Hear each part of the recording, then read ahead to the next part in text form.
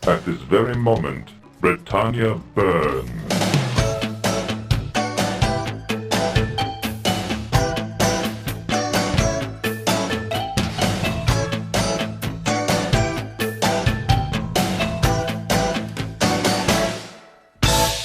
This is my problem. If I may go on a brief tangent and tell you a story, I recently recorded a brief review of Final Fantasy XIV, another MMO, and I quit within 2 hours. I couldn't go on. I could not go on because I didn't get out of the tutorials, because the first quest that you're tasked with, this noble hero, the first thing that happens in the story, the opening video, by the way, is you running away from a fight. Like, you're in a wagon, and the wagon is attacked by orcs or whatever like that. And so this elf who's guiding you on the trail, he goes, "Run, I'll cover you!" And he runs off and he engages like 3 orcs. And you just look from the wagon and go, "Wow, that guy's really brave." And you just keep going. Yeah. And I'm like... Yeah, I'm supposed to be helping here, and look what I get to do. And I just run off. Yeah. And my guy, by the way, I'm playing an archer. So I'm not even like... Yeah. You couldn't even be sitting on top riding shotgun. I couldn't even pretend to help.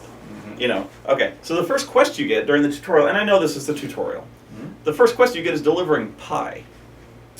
Second very quest. heroic. Second quest. It goes, first you need to master the bow. Go out and kill, what is it? It goes, kill three rabbits and ladybugs. Wow, so we went With your from bow. rabbits, which isn't that... Oh, that squirrels. I'm uncommon. sorry, squirrels. But squirrels or rabbits would at least be a mammal. Squirrels and ladybugs. But ladybugs, yeah, I think that kind of, takes your heroism notch down one even more than usual. So I'm like, the first thing you're making me do in this game is go kill ladybugs. And like, this is not exactly lighting my world on fire. This is not like I'm going down to be the conquering hero. I'm not even being conquering hero. I want to feel like a hero. I'm going out there and I'm stepping on squirrels. Well, that's also like, when I play, in a world post Ultima Online, post EverQuest, post Worlds of Warcraft. All 3 of which are the games I admire a lot. I mean, obviously it was part of Ultima Online, of course, but I mean, I'm a big admirer and a fan of EverQuest and especially Worlds of Warcraft. I mean, there's tons of things that did incredibly well in that game. And a lot of the games that have been produced since, especially in the MMO world, have basically been retoolings or reimaginings of those fundamental game mechanics, more even than Ultimas. More games are built in the EverQuest and EQ model. That is EQ and WoW model. And a lot of them are free to play, and a lot of them are from Asia. And so there's been this swamp of these relatively easy to play, relatively beautiful, screenshots are beautiful. The level of animations and combat details are incredibly gorgeous. Games that come over. And so there was a couple of years where I would try to play as many of those as I can to go like, wow, these seem really great. And you load them up, and you go through character creation, then you spend the first hour or 2 creating your character to get your face just right, because you're not sure if you get a chance to do it again once you're in the game. Yeah. So you can't just bypass it, so you've got to take the time to get it right. You're never going to see your character's face ever again. Right, but you don't know that. You don't know how it's going to... So you can't just bypass it, so you bother to take the time, at least an hour, sometimes 2. Yep. Then you arrive in the game, and you're going, oh, look, it's a beautiful town. And there is the armorer over here, there's the magic shop over here, there's the food shop over here, there's the whatever else. The crafting stations. Crafting station over there, and oh look, there's people with exclamation points over their heads. Exclamation points, yeah. And so you go click on the guy with the exclamation point, then you get the bubble menu. So you go, yeah, that's yeah, whatever. Yellow marker, whatever. go. and then you get a quest log, and then you get a marker on the ground, and that takes you out to your level 1 mining fields for monsters. Yep. And immediately I'm going like, I just spent 3 hours to get to here. Yep. And I'm going, this is exactly this. I mean, the graphics might be beautiful. Yeah. But it's the exact same game as every other game. Yeah. And that's really, really, really what we're desperately trying to avoid. Yeah. You want to Strata Avatar. You're trying to reward exploration and stuff like that. Betrayal!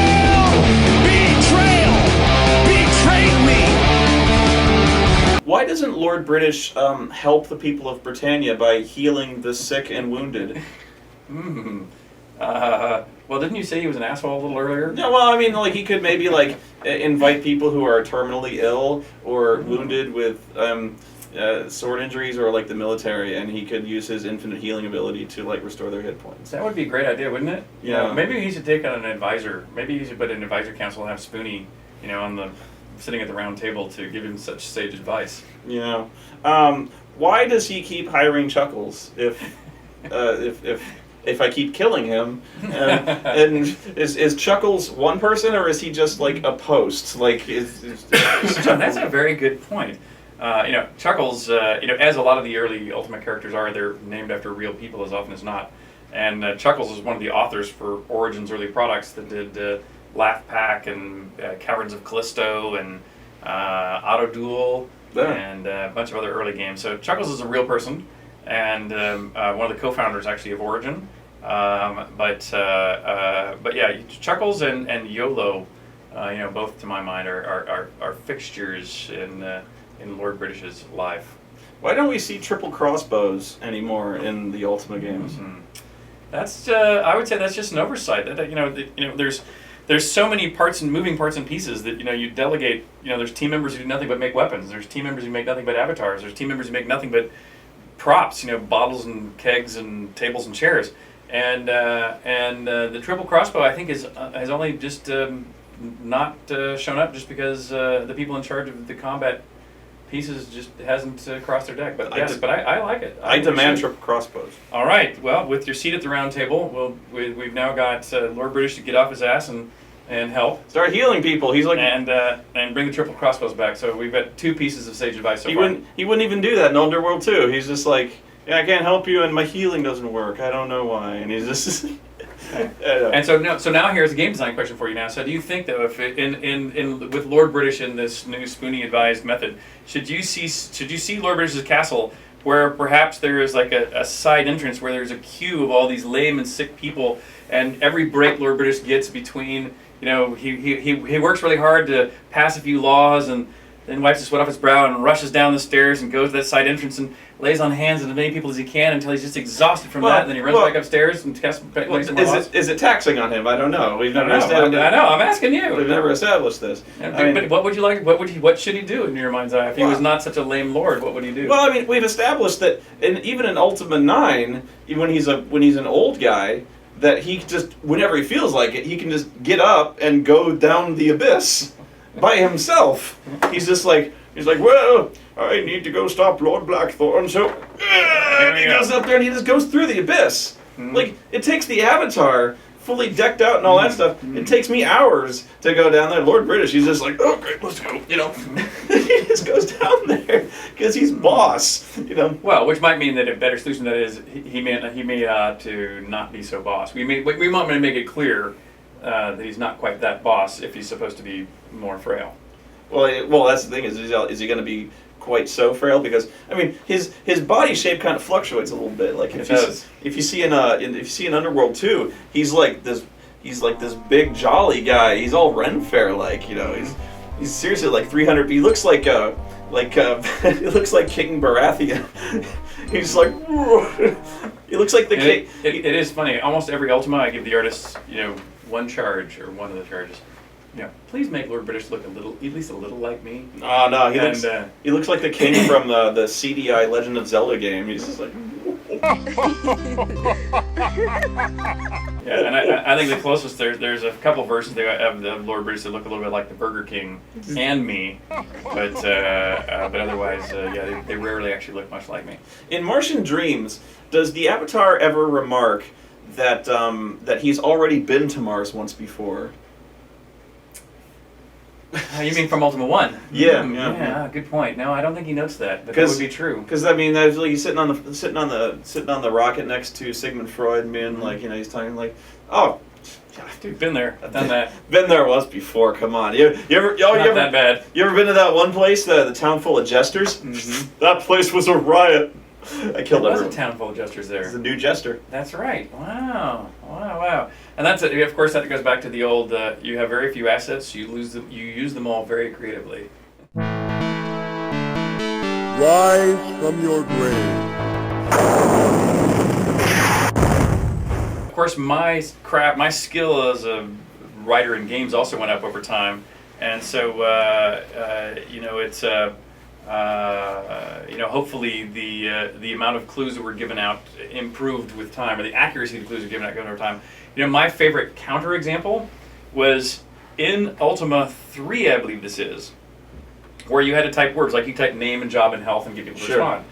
But I didn't, in case people might say names, I always stopped at 4 letters. Sure. Because I thought there was enough letters to differentiate between most relevant words and avoid things like past and present and plural and other variations of a word that you might ask about. Mm-hmm. But the problem one of the many problems was, I'm also a terrible speller.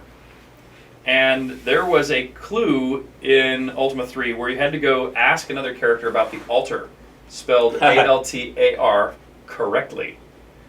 But the person you had to go ask about the altar, what the 4 letters they were looking for was A-L-T-E for altar. And because I misspelled it. And there was no way you could figure it out. I mean, literally, if you didn't just by chance misspell the word altar, at the same time I misspelled the word altar, you could not finish that game. Yeah. And so to this day, I have no idea how the people who finished the game. Because this was before the internet and everything else. There were no patches. You could look through the code. But but I don't even think there were bulletin board systems yet. So there was really no way to disseminate the information to people of, oh no, when you get to this point, please misspell like I do. I remember back in the day, when there was BBSs, when there was bulletin board services, they could distribute patches that way. But yeah, when you shipped a game back then, you shipped a game. Or another one, I bet you didn't even probably notice this one. Also in Ultima 3, after Ultima 3, which was Origin's first product, that was the first time I ever received letters from anybody who had played the game. And one letter that I received said, oh, Lord British, I love this game, and it was so great because, and one of the reasons I'm saying it was so great was because I was trying to defeat this dragon, and I couldn't defeat him. So I switched to my dagger. No. In this case, they said they switched to their dagger, and they killed the dragon like one blow with the dagger. How great was that? And I'm going like, it sounds like just luck. I'm going like the dragon must have been 99% dead, and they did their 1 extra point with the dagger. But I said, I'll go look in the code anyway. And so I did that. I looked in the code to see how the damage routines worked. And it turns out what weapon you were using was irrelevant. The actual code was written in such a way that as you got leveled up, your increase of level did increase the amount of damage that you did. Mm-hmm. But in fact, the weapon you had in hand did not matter. And it's just an oversight, because back in these days, again, the only QA person was me. And it seemed to work. And there literally was no other QA person other than myself. And I just never, since as you get tougher, you're generally picking up a bigger weapon. Yeah. And the monsters are falling at what feels like the right rate. Yeah. And so that's all that mattered. I'm just buying better weapons. I'm hitting harder. But it turns out you didn't need to. It's a placebo effect, though. It's a placebo effect. It just felt better. It does feel better.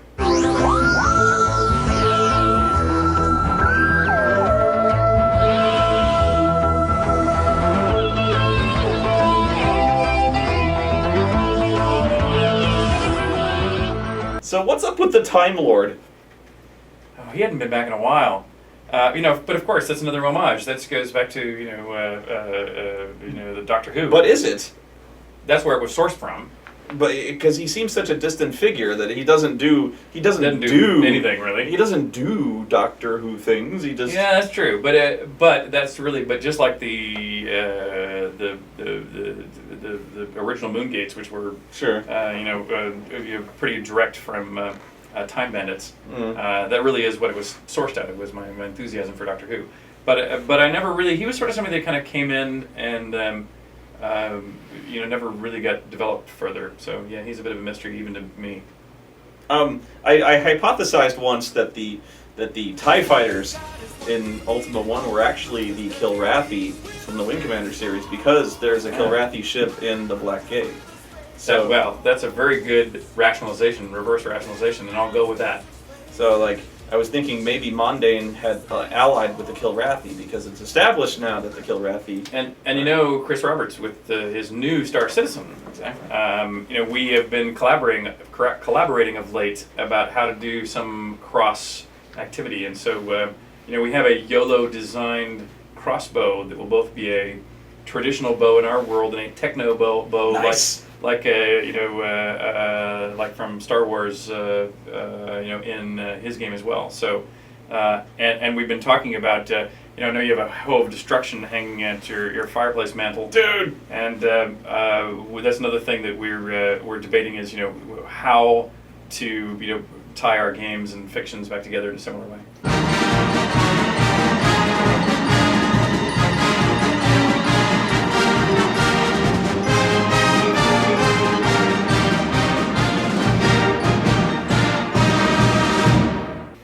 reminds me of another Easter egg, though, I must mention. Ah. Which is, we had an employee, a guy named John, who, designers usually had control of one area of the map as they were building it out. This is Ultima 6, I believe. And one of the QA testers came to us one day, came to me and a couple of the other managers, and said, hey, I found something that's kind of strange in the mountains, built into the mountains in this obscure corner of the world. And he'd found this place that was dug out of the mountains, and inside that place that was dug out of the mountains was the object to solve every quest. I saw it. Giant piles of gold, all this other kind of stuff was piled in this room. But there was no access, there was no entrance. Yeah. And so we said, okay, obviously somebody's got a teleporter somewhere in the world to teleport here. So we had to have a programmer go write code to scan the world for teleporters to find one that ended in its destination in this area. And sure enough, we found one. And it was over in this guy John's area of the map that he was working on. And so we're going, okay, John has obviously built himself a back door to come here into this space. And we thought, it's not cool in a number of levels. One, he didn't have, Easter eggs are cool, but if you got one that's that powerful, we need to talk about it. Yeah. And the way you get into it was not well hidden. Yeah. And so we decided we liked the space enough to where we made a new teleporter to get there that was under our control, that was well hidden and hard to activate. We made his teleporter go to a new place in the mountains. The cheater, the one where Lord British calls you a cheater. Exactly. So that when he would play the game and he would into the place, it would go, John, you dishonest thieving scumbag, you are found guilty of treason and the sentence is death. Yeah. And then all these fireballs. And I remember there's one where the Dallas Cowboys cheerleaders are there. Yeah, there's one where there's a bunch of cheerleaders there with all the weapons and they're just they're dancing. It's a weird cheating room. Could be. Weird cheat room. I think it's time for us to wrap this little chapter of our interview up. All right. But no doubt we'll have more later. So thanks for watching. Richard, thank you so much. Thank you for being here. It is an honor and privilege to have you here in our office and get the chance to talk to you face to face. Likewise. So signing off for now.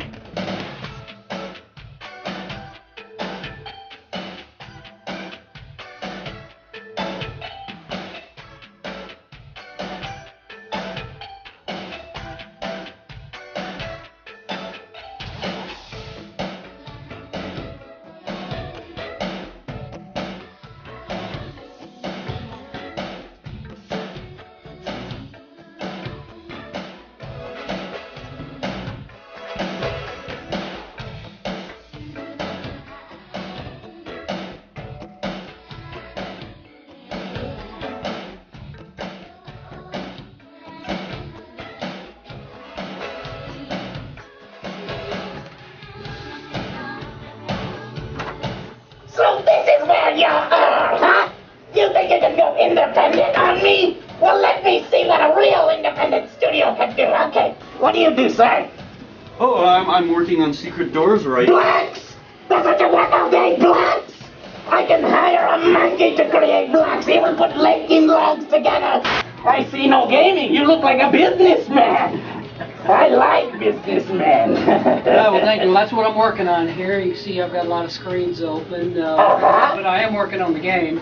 You're just farting around on the internet. Exactly. How is the profit margins? Really good, right?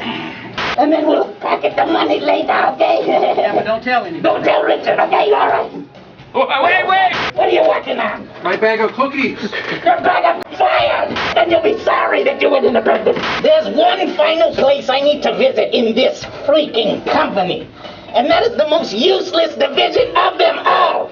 The artist division. Come here. Let me show you how to deal with the artists. Show me what you're working on. Boots? Boots! Did you create this yourself or did you steal this from Google Images? Some of it's stolen. Oh, you bastard! No, wait, actually, I like that. What about you, sir? What are you working on? Boots. Boots as well! I know what I'll do. I'll start my own Kickstarter. And then I'll just hire a development team and create Mindjack 4 and sell it and keep all the money. Perfect! Perfect! Get me out of this place!